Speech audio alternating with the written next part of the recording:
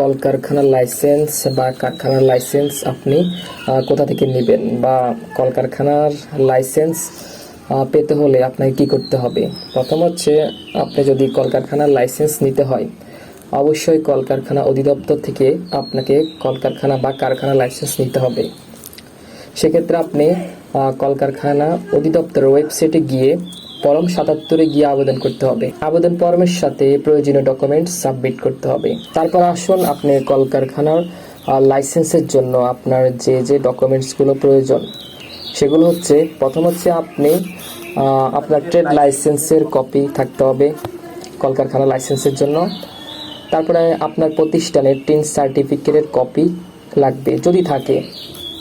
তারপরে পাওয়ার লাইসেন্সের copy, layout প্ল্যান্টের কপি, লেআউট প্ল্যান্ট যদি আগে করে থাকেন।